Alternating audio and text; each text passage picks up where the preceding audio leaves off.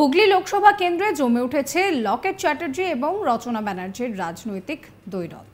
দুই অভিনেত্রী জেতার জন্য রোজই কিছু না কিছু করে খবরের শিরোনামে উঠে আসছেন।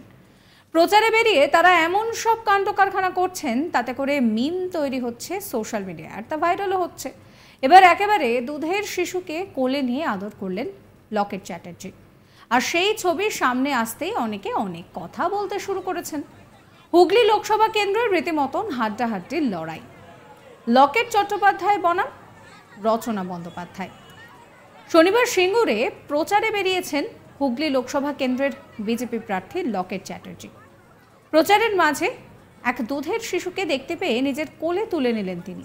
শিশুকে আগলে বুকে জড়িয়ে ধরে করলেন আদরও।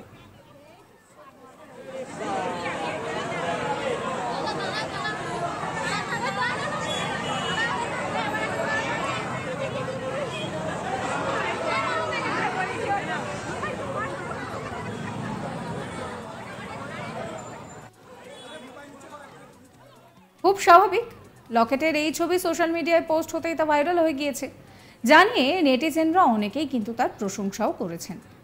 সিঙ্গুরবাসীকে উদ্দেশ্য করে লকেট জোর গলায় বলছেন যে আমরা জিতলে পুনরায় টাটাকে সিঙ্গুরের জমিতে ফিরিয়ে আনবো। আপনাদের শোনাবো প্রতিশ্রুতি দিয়ে কি বলছেন লকেট চট্টোপাধ্যায়।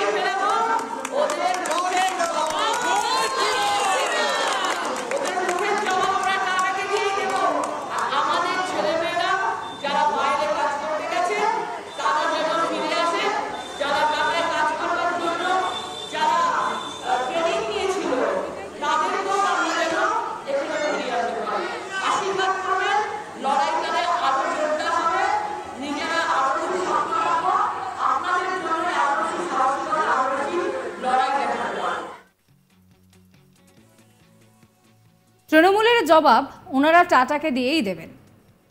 সিঙ্গুরে যে বেকার যুবক যুবতীরা এবং যারা ট্রেনিং নিয়ে চাকরি পাননি, তাদের জন্য এই সিঙ্গুরের মাটিতে কর্মসংস্থান করব।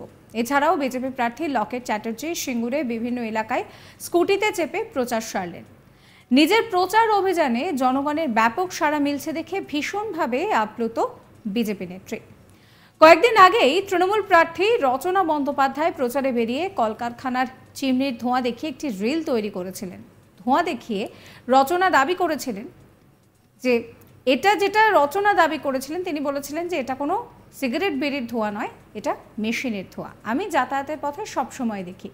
রচনার এই রিলকে কটাক্ষ করে পাল্টা জবাব দিলেন বিজেপি প্রার্থী লকেট চ্যাটার্জি।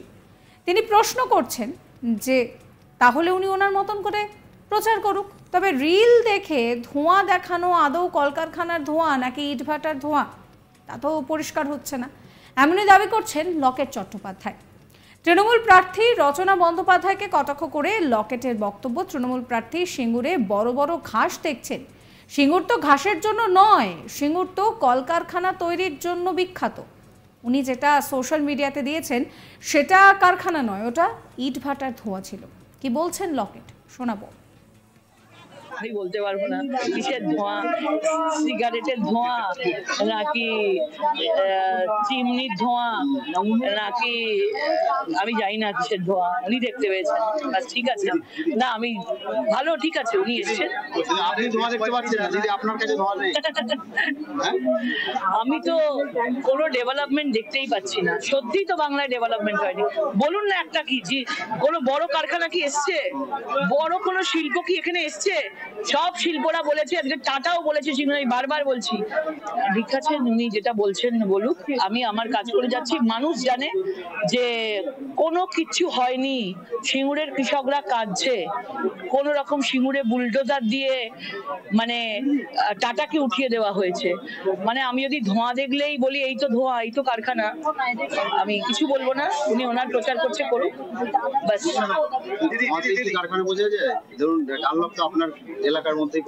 ডানলাপকে তো মানে শেষ করে দিয়েছে।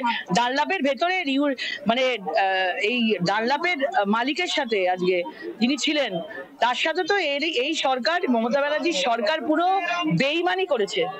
তাদেরকে আশ্বস্ত করেছে আমরা নিয়ে আসবো, কিন্তু 11-র পর কিচ্ছু করেনি।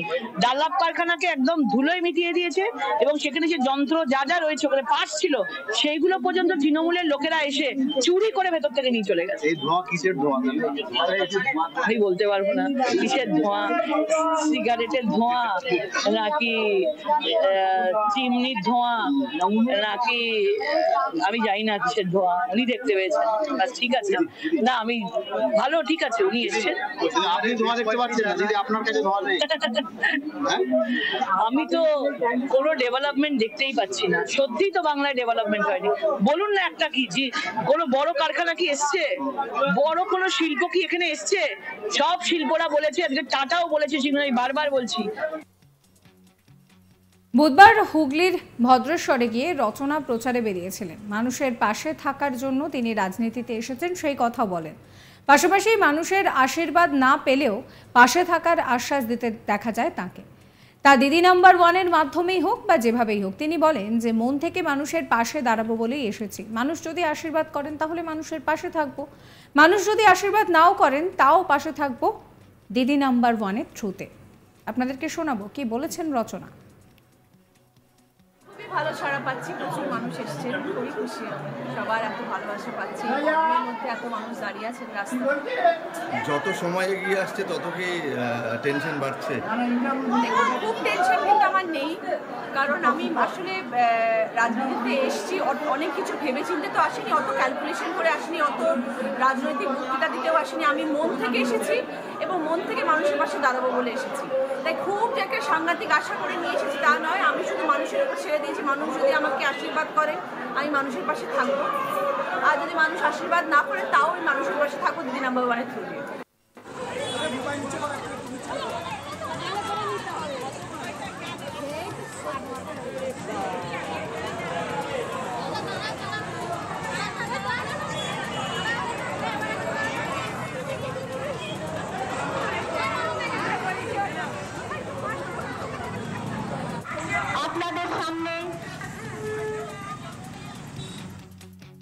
সাবস্ক্রাইব করবেন আজ তাক বাংলার ইউটিউব চ্যানেলকে, ফলো করবেন হোয়াটসঅ্যাপ চ্যানেলে।